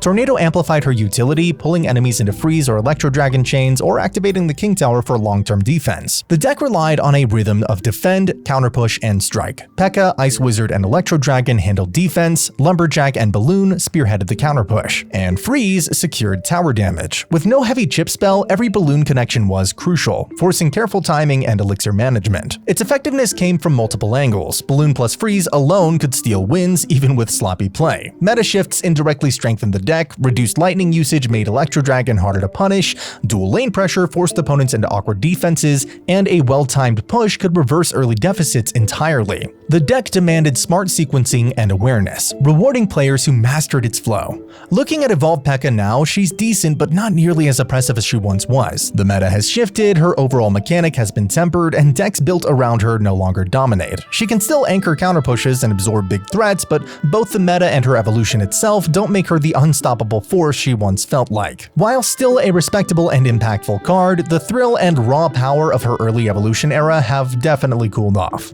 And with the release of the Evo PEKKA, we also got one of the most controversial Evos released thus far. The Mega Knight has always been one of those heavy hitters in Clash Royale, costly, imposing, and demanding respect from your opponent. His spawn damage, his jump, and his high hit points made him a landmark threat when he entered the arena. But despite his power, he wasn't invincible. Swarms, air attacks, distraction plays, and elixir punishments all kept him in check. That is, until the arrival of the Evolved Mega Knight on the 14th of September 2024, after an unintended earlier appearance at around the 30th of August. The evolution didn't simply buff his raw stats, it added a completely new ability that redefined how he was played. On every attack, the Evolved Mega Knight launches an uppercut at his target, knocking them back 4 tiles to the nearest enemy crown tower, even if the Mega Knight stood between the troop and the tower. After that knockback, he follows it up with a jump combo, often turning one attack into 2 sudden impact hits.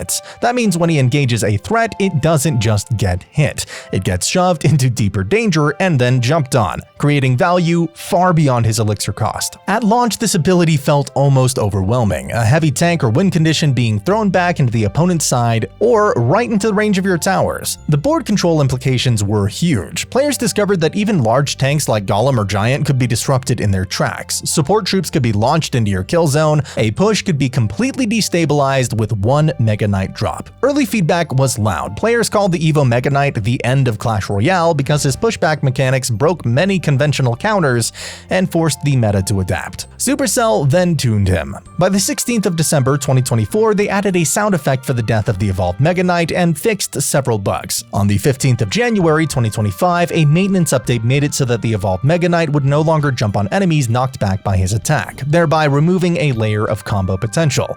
Later, on the 31st of March 2025, the Quarter 1 update increased his spawn damage slightly by 0.23%. The meta rippled as a result. Decks started to center around him as a builder of pressure or as a counter push anchor. The knockback mechanic meant that counters which relied on static trades or stacking units near a tank became less reliable. Clumped troops became vulnerable because the Mega Knight would scatter the frontliners, then jump on them. Tanks pushed with supports behind them would be disrupted before they could commit fully. The pushback became a kind of tempo control tool, resetting the opponent's rhythm and giving the Mega Knight owner the initiative. Yet he still retained familiar weaknesses. He remains a heavy ground troop, weak to air swarms or cheap distraction cycle cards. A well-timed Inferno Tower or Air Assault still beats him in many cases. His elixir cost remains high, and if misused, he gives a counter push window, but in the right deck and in the right hands, the Evo Mega Knight became a menace of board disruption, not just raw damage. Some Reddit threads complained that Mega Knight evolution needs nerfs even after the initial tweaks, reflecting community awareness of how potent he was. Despite him terrorizing mid-ladder, he is actually fine. Nothing too oppressive. If you learn how to deal with him, he's not that bad. Sure, he can be very annoying at knocking back your Royal Giant or Golem, but we've seen far worse. The Electro Dragon has had an interesting evolution in Clash Royale. Before its evolution, it was somewhat underwhelming, mainly seeing play in E-Golem decks or occasionally alongside a regular Golem. Its chain attack was strong, but its impact was limited by how slow its attack speed was and its positioning requirements. Even at release, it was useful but rarely a defining card in the meta. The evolved Electro Dragon, released in the October of 2024 update, changed that. Early testing had it with infinite stun, letting it chain attacks endlessly and lock units down, a mechanic quickly removed after community feedback. Once live, the evolution made the Electro Dragon a far more formidable support, chaining attacks, controlling lanes, and punishing poor positioning. Subsequent balance updates redefined its power. Fixes in October of 2024 addressed chaining to invisible troops, December added a death sound and minor bug fixes,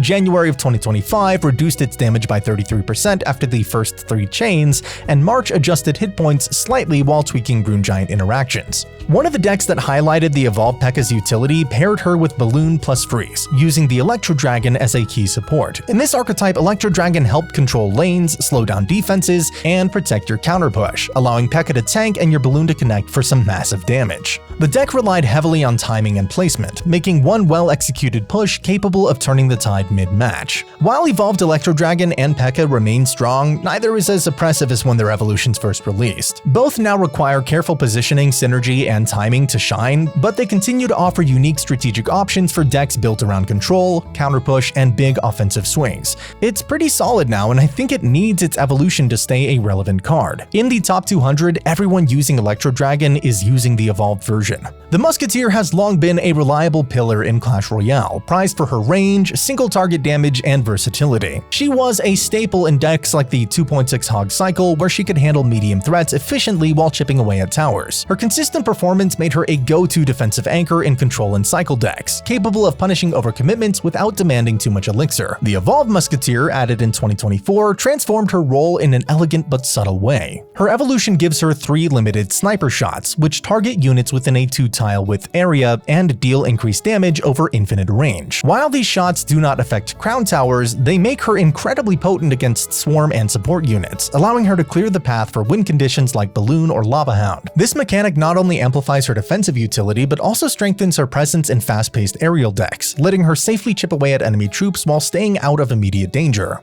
This evolution shines in balloon-focused cycle decks. The Musketeer's sniper shots allow her to soften or even eliminate defensive troops before they can threaten the balloon, giving players a critical window to connect for damage. Combined with cards like the evolved PEKKA or Electro Dragon, she becomes part of a coordinated push and defensive backbone. Defend with her and your control units, then counterpush with Balloon or other win conditions. Her increased survivability and ranged precision make her more impactful than the pre-evolution version, rewarding precise placement and timing. While she doesn't dominate the meta the way the heavier evolutions do, the evolved Musketeer showcases how a support card can gain a distinct identity. Her sniper mechanic adds a layer of skill and strategy, letting her carve a niche in aerial control decks and giving players a rewarding tool to master in both defense and support-focused offense. The cannon has always been one of Clash Royale's most iconic and enduring buildings. Introduced in the early beta, it was a cheap, reliable defensive option. 3 elixirs, straightforward mechanics, and a clear purpose.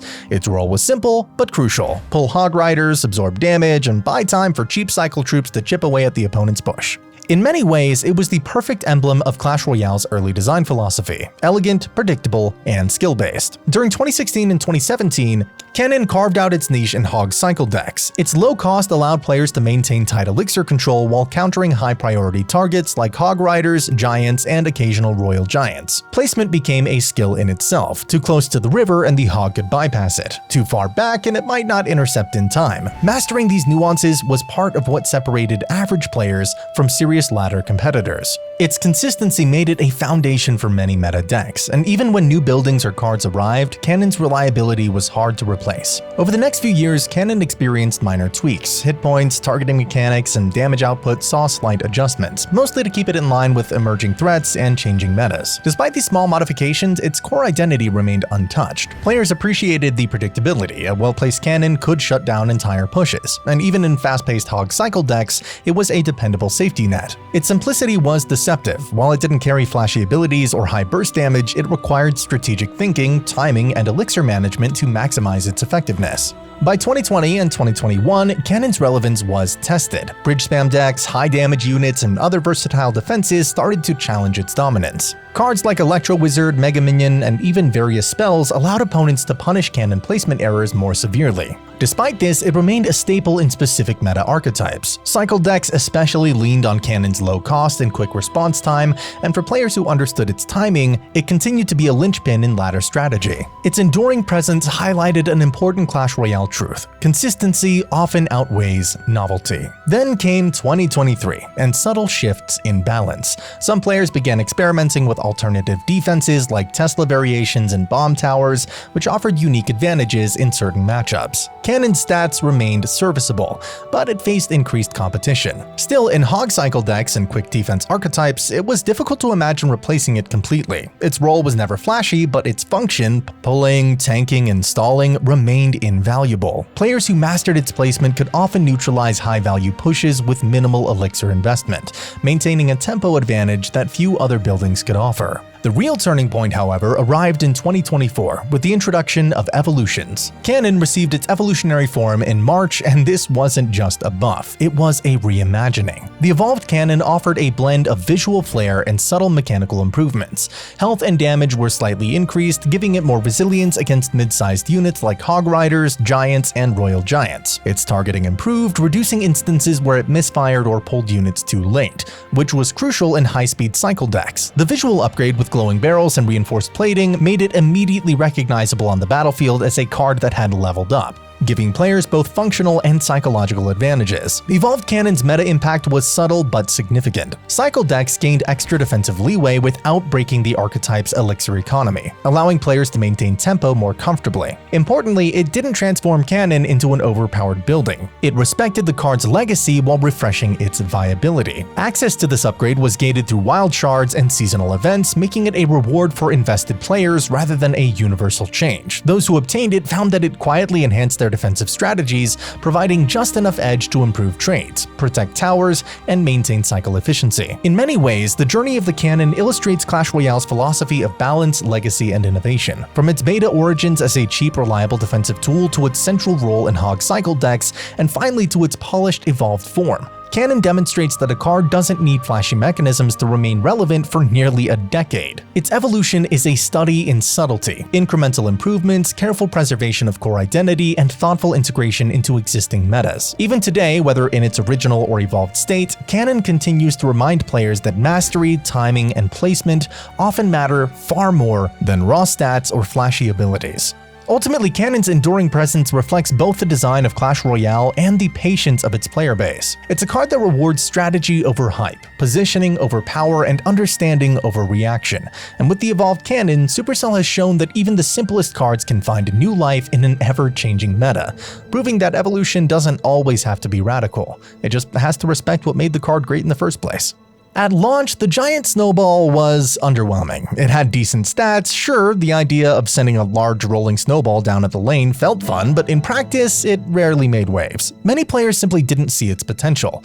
The meta hadn't yet given it the right environment. Troops were faster, spells were plentiful, and a rolling snowball effect lacked that oomph compared to big win conditions or fast cycle cards. It just didn't fit. So despite being legitimately viable on paper, in matches, the Giant Snowball often felt like a nice-to-have rather than a core card. Then things kinda started to shift. As the meta evolved, two archetypes in particular opened the door for Giant Snowball to shine: the Goblin Drill decks and Graveyard decks. Drill decks rely on unexpected placements, burst of Goblin spawn pressure, and punishing misplacements. The Snowball's knockback and slowing capability suddenly offered strong defensive value against spawn pressure. Graveyard decks, meanwhile, often depend on chip damage, pressuring the opponent while controlling the board. The Giant Snowball's ability to slow troops and help your Princess Tower deal with threats gave it a newfound utility in that context. Deck builders began exploring combinations such as Giant plus Graveyard plus Giant Snowball or Giant Drill cycles with Snowball in the mix. By roughly 2023, the card had received its last major balance change before the evolution. Its slow duration was increased to 3 seconds, which is long for a cheap spell effect, giving it strong utility. In the right matchup, it could completely shut down a Goblin Barrel, plus even support a Wizard push, often turning defense into offense. From this point onwards, many players considered that the Snowball might be at its strongest state yet. Then came the evolution. The evolved Giant Snowball was added on the 2nd of December 2024.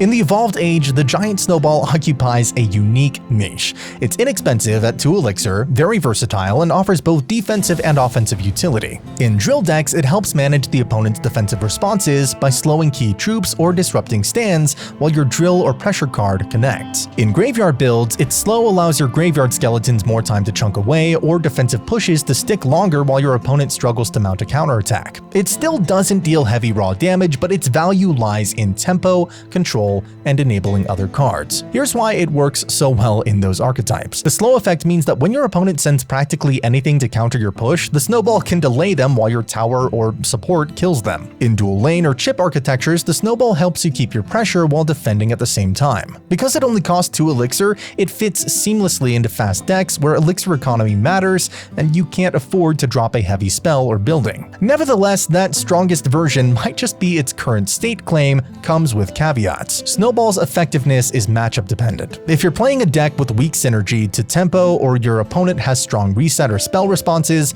the Snowball can feel inert. And while the slow is long, the effect magnitude isn't enormous. So when the opponent has high HP units or air threats, the Snowball can't compensate alone. But paired with good support and in meta favorable archetypes, drill, graveyard, chip, it becomes a surprisingly strong tool. The Dark Goblin has always been one of those cards you respect when you see it. Fast, long-ranged, ground, and air targeter, its value lay in applying pressure for low elixir cost. In earlier metas, it was often used in bait decks. You'd chip the opponent for spells, punish overcommitments. It wasn't necessarily the star, but it was efficient and versatile. When its evolution version, the Evolved Dark Goblin, was officially added on January 6th, 2025, the card's identity took a more aggressive turn. The evolution added a poison cloud mechanic. With each attack, a cloud lingered on the target, gradually ramping up damage. On the original reveal, it was described that the poison would remain even after the troop died, under certain conditions, making it particularly scary against high hit point units like tanks. At its peak, the Evo Dark Goblin was viewed as insane, taking out tanks with its red poison cloud, because the cloud stayed around for 4 seconds and the damage ramped up. It meant that a tank you failed to deal with could incur extra sustained damage from the poison cloud behind the Dark Goblin's shots. This meant not just chip damage, but real value if you could protect the Dark Goblin long enough. Its range and speed meant it often outranged counters and could apply pressure pretty quickly. The card found a natural home in bait and cycle archetypes. Because it only cost 3 elixir, yet offered potential upside against big units, it paired well with decks that wanted efficient threats alongside fast chips. For example, in log bait or Goblin Barrel based decks, the Dark Goblin could punish opponents who committed heavy counters or tanks. The evolution further amplified this role. It didn't need to be the main win condition, it just needed to survive long enough while its poison cloud ticked away at its target. Data from usage and decks soon showed the Dark Goblin Evo appearing in low average elixir 2.9 or 3 elixir style decks, particularly in bait builds. However, as usual in card lifecycle, the Evolved Dark Goblin didn't remain at peak, unchallenged. balance updates came in to tone down its truly oppressive potential. On February 24th, 2025, it suffered a damage reduction of 5%. On March 31st, it got a small hit to damage, minus 1.48%, and a hit point buff of 0.38%, probably just some rounding errors. Then on August 4th, 2025, an especially significant change. The poison cloud duration was reduced from 4 seconds to just 1 for the evolution, while the damage was increased 17% and hit speed slowed from 0.7 seconds to 0.8. These changes aim to reduce the cloud lingers and punishes everything effect and make the card more about faster bursts rather than long-term value. As a result of these nerfs and shifting meta priorities, the evolved Dark Goblin is no longer in insane tank killer territory. While still strong and viable, it has leaned back into being more of a support or niche pick rather than a dominant threat. In many top decks, players reserved the limited evolution slots for higher impact cards like Goblin Barrel, Ice Spirit, Tesla, or Royal Recruits, so the Dark Goblin Evo doesn't really get prioritized. Since evolution slots are a constraint, if your deck is bait heavy and you already have other high priorities, Dark Goblin may be left out. In practical terms, if you're running a bait deck or a very low average cycle deck, and you find space and synergy for the Dark Goblin Evo, it can still deliver value, especially if the opponent mismanages spells or big units. But if you're in a meta dominated by high HP tanks and swarm suppression and heavy spells, the risk-reward of protecting the Dark Goblin long enough for the poison to matter is higher than before. Because the cloud duration was cut and the hit speed is slowed, your opponent has more windows to interrupt or punish. The evolved Lumberjack arrived on February 3rd, 2025, and immediately reshaped Clash Royale. When the Lumberjack dies, he spawns a ghost, a relentless, untouchable unit that attacks anything in its path, from troops to towers. The ghost is tied to the original Rage Circle, so careful timing allows players to maintain continuous pressure. This evolution amplified what was already a high-speed, high-pressure card. Players quickly discovered combos that created near-infinite chains. Rage, Mirror Rage, Rage, keeping the ghost alive for extended pushes. It turned the Lumberjack from a situational support into a game-defining force, capable of melting tanks, clearing swarms, and securing massive tower damage. Even after a necessary fix from Supercell that limited the ghost's presence to the original Rage Circle, the evolved Lumberjack remained meta. However, its usage became far more focused. Instead of appearing in nearly every deck, it found its true home in Lumberloon decks. Here, paired with Balloon and Freeze, the evolved Lumberjack excels at clearing defensive troops while Balloon locks onto towers, creating devastating pushes. Its cycle impact is particularly notable. Whereas standard Lumberjack decks could only cycle him once per rotation, the evolved one effectively increased the cycle from 1 to 2 rotations in Lumberloon decks. This gave players more frequent access to high-pressure plays and straightened the deck's tempo, making it a nightmare for opponents to defend. The evolved Lumberjack's power now lies in focused synergy rather than broad versatility. By anchoring the Lumberloon archetype, it ensures that the ghost always supports the push, Rage amplifies the damage, and counters are stretched thin. Its presence forces opponents to rethink timing, placement, and spell usage, cementing it as a key enabler of high-level Lumberloon strategies. Before it got an evolution, Hunter was mostly a defensive card. Its shotgun blast could tear through tanks and medium health pushes, but its short range and slower reload meant it wasn't exactly carrying decks on offense. Solid on defense, but rarely a star. The evolved Hunter first showed up early by accident on 24/2/2025 during the EVO Lumberjack draft event, all thanks to a glitch. Some players got their hands on it early, but Supercell patched it quickly. The official release came on March 3rd, 2025 in the March 2025 update. After a few tweaks, it really settled into the meta. Its hit points got a tiny boost, some bugs were fixed to make sure its net properly grounded air troops, and the first attack speed got a little faster. The net's duration got slightly shorter, but overall it became a more balanced, versatile card. So where does it really shine now? Well, Royal Giant decks. Fisherman pulls threats off your Royal Giant, and Hunter cleans them up. Anything from ground units to pesky air pushes. Balloons? Handled. Lava Hounds? No problem.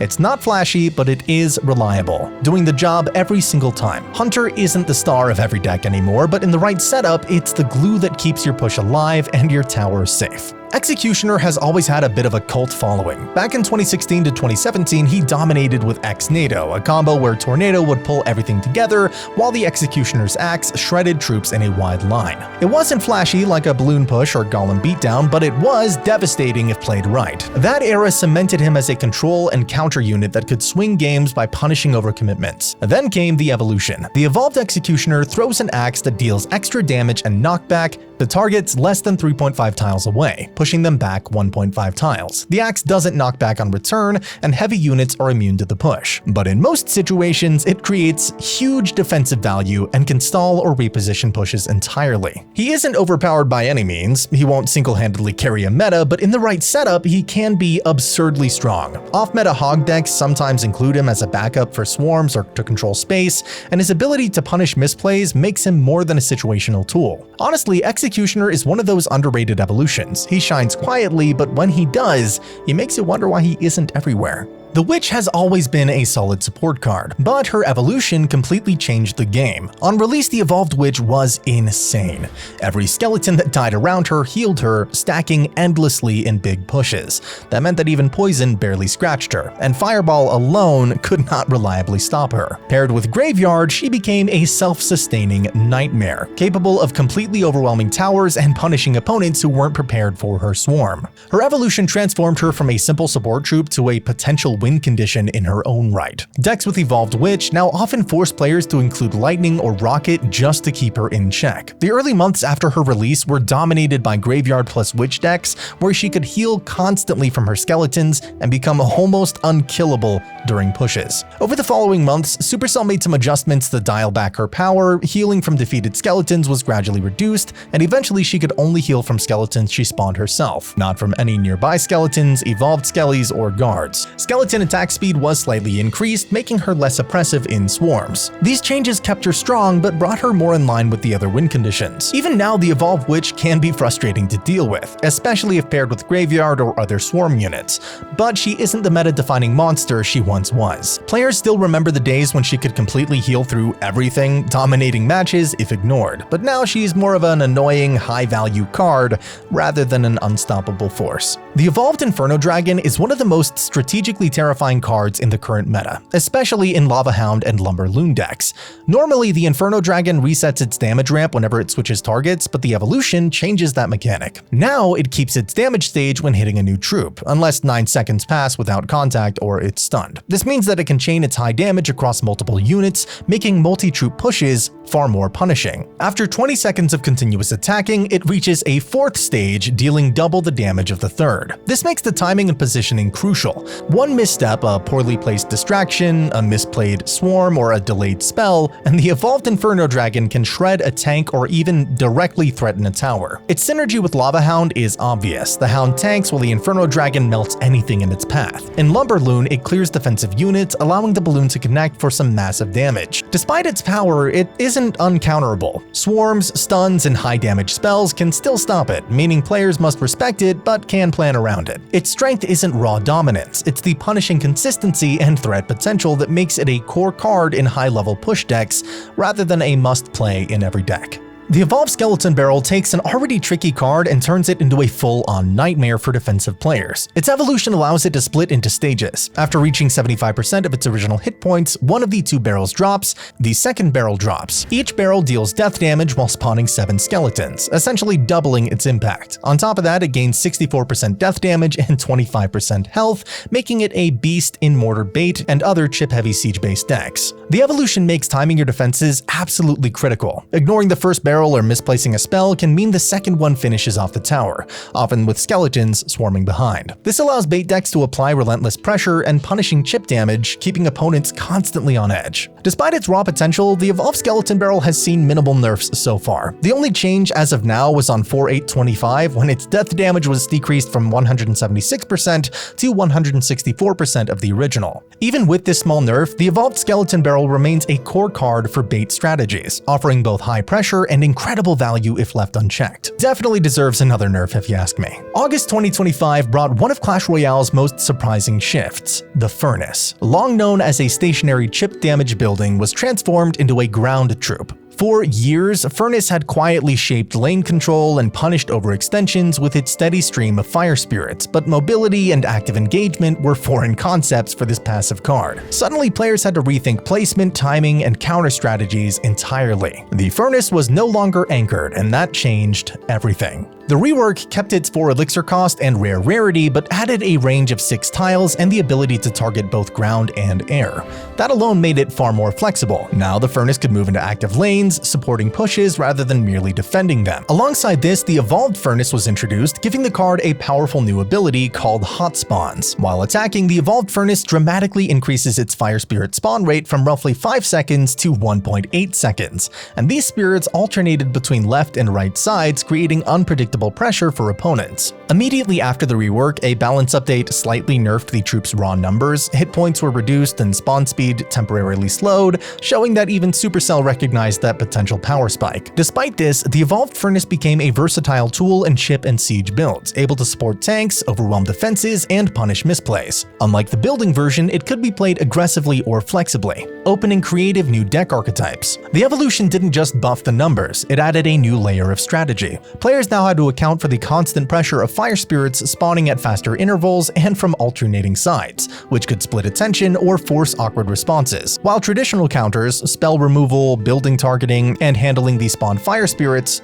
still applied, opponents now had less room for error. A single misstep could lead to a significant chip damage or a lost tower. In October of 2025, the movement speed was increased from slow to normal, which might sound like a buff, but this meant less fire spirits overall. Baby Dragon has always been a versatile support troop, but September of 2025 elevated it to meta-breaking levels. Paired with Golem, it could accelerate pushes like no other card, clearing swarms, chipping towers, and letting tanks move freely. The synergy made Golem pushes feel unstoppable. The Baby Dragon's splash damage kept everything in its path at bay, and combined with fast support, towers often fell before opponents could react. The most controversial aspect, however, was that Baby Dragon functioned as a one-card cycle, meaning players could cycle it repeatedly, keeping constant pressure without giving opponents breathing room. This led to chaotic, high-tempo games where one misstep could cost an entire tower. Recognizing the imbalance, Supercell adjusted the cycle to 2 cards, forcing players to carefully consider placement and timing. Suddenly, spamming Baby Dragon wasn't possible, and counterplay became viable. The card remained extremely strong, but the changes made it less brain-dead and more skill-dependent. Despite the nerf, Baby Dragon still found a role in competitive play.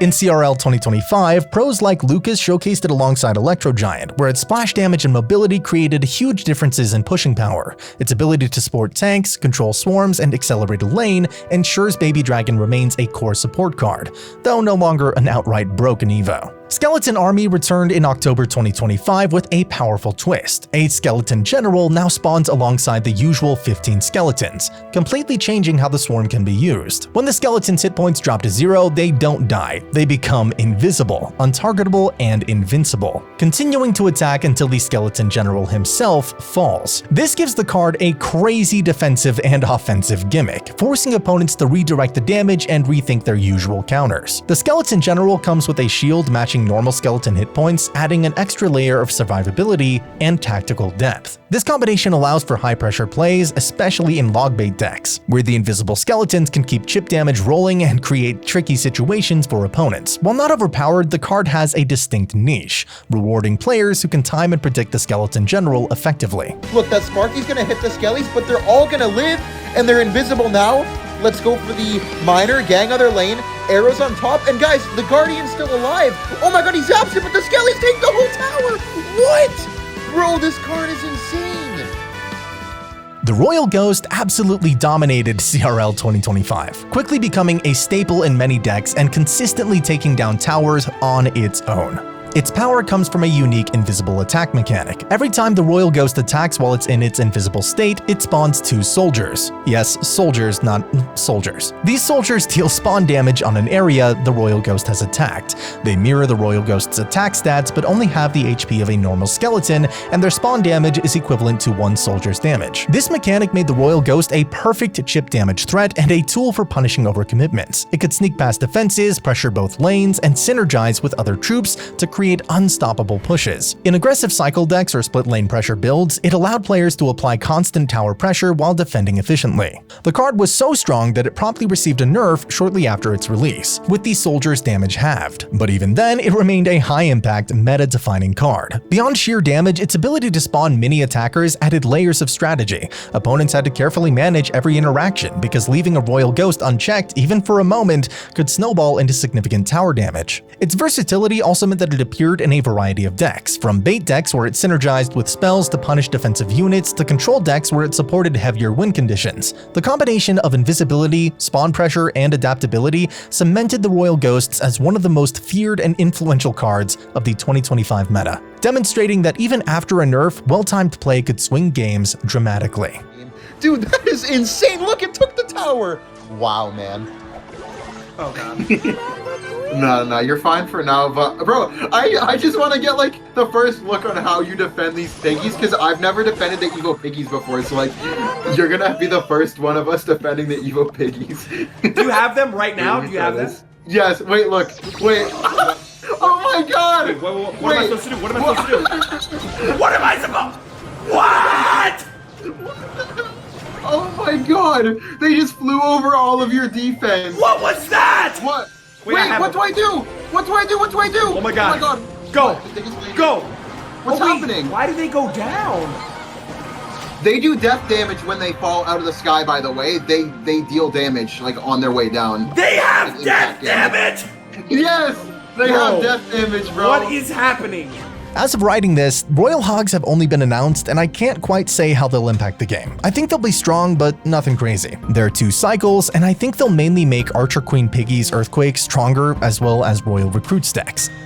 That was quite some history. If you made it this far, I want to tell you I really appreciate you watching all the way through and supporting me in the channel. As a reward, I will share with you one of the best videos we have on this channel. In this video, I rework every useless card to make them viable again.